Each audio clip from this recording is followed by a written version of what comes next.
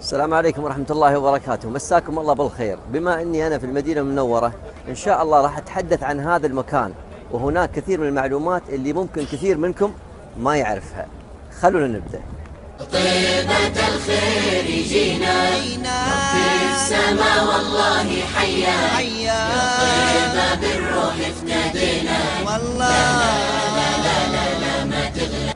هناك عدة أسماء للمدينة المنورة، تسمى المدينة المشرفة، وتسمى طابة، وتسمى طيبة، وتسمى دار الهجرة، وتسمى دار الإيمان. وقبل مجيء النبي صلى الله عليه وسلم إليها كانت تسمى يثرب. حبه صلى الله عليه وسلم للمدينة، يقول أنس: كان النبي صلى الله عليه وسلم إذا قدم من سفر فنظر إلى جدرات المدينة أي إلى جدرانها أوضع راحلته أي حثها على المسير وأسرع بها شوقا إلى المدينة. لمن لا يعرف المدينة، فيها من البركة ما الله به عليم، فيها بركة في الملبس وفي المطعم وفي المسكن، حتى أهل المدينة فيهم البركة. النبي صلى الله عليه وسلم قال: اللهم اجعل بالمدينة ضعفي ما جعلت بمكة من البركة.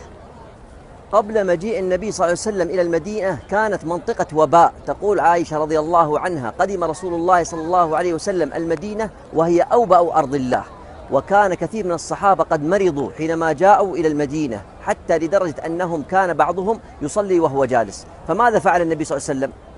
كان فعله صلى الله عليه وسلم أن دعا الله عز وجل وقال: اللهم حبب إلينا المدينة كما حببت إلينا مكة، وانقل وباءها إلى مهيعة أو الجحفة، وهي منطقة تبعد عن المدينة عدة كيلومترات. ثم بعد ذلك قال النبي صلى الله عليه وسلم: رأيت امرأة سوداء ثائرة الرأس قد خرجت من المدينة ونزلت مهيعة، فتأولتها أن الوباء قد انتقل إلى مهيعة أو الجحفة، وهما اسمان لمدينة واحدة. أيضا هذه المدينة يحرسها الله عز وجل ويحفظها من الدجال ومن الطاعون. يقول النبي صلى الله عليه وسلم: يأتي الدجال المدينة فيجد الملائكة يحرسونها فلا يقربها ولا يقربها الطاعون إن شاء الله. ويقول النبي صلى الله عليه وسلم: من استطاع منكم أن يمت في المدينة فليفعل، فإني أشهد لمن مات بها. أنا الآن في مقبرة البقيع، يوجد في هذه المقبرة أكثر من 10,000 صحابي دفنوا هنا، منهم عثمان بن عفان رضي الله عنه، وسيدنا الحسن بن علي بن أبي طالب، وجدي زين العابدين علي بن الحسين، وفاطمة الزهراء وغيرهم. ويكفي أن النبي صلى الله عليه وسلم قد استغفر لأهل البقيع. جاء في الحديث الصحيح أن النبي صلى الله عليه وسلم قال لعائشة: إن جبريل نزل علي وقال لي إن الله يأمرك أو ربك يأمرك أن تأتي لأهل البقيع وتستغفر لهم. جاء في الحديث أن النبي صلى الله عليه وسلم قال: إن الإيمان ليأرز إلى المدينة كما تأرز الحية إلى جحرها. الحية أي الأفعى، إذا شعرت بالخطر تجدها سرعان ما ترجع إلى الجحر لتشعر بالأمان. كذلك الإنسان إن أراد أن يشعر بالأمان والإيمان والروحانية فعليه بالمدينة. يا حظكم يا أهل المدينة.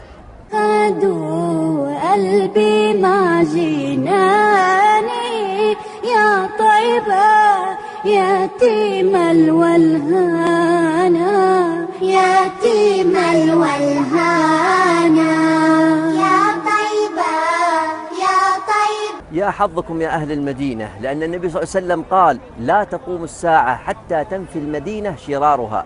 يعني أي شخص فيه شر وما فيه خير ما راح تقوم الساعة ويكون هو متواجد في هذه المدينة الطيبة. ما راح يكون متواجد في هذه المدينة إلا الناس الأخيار.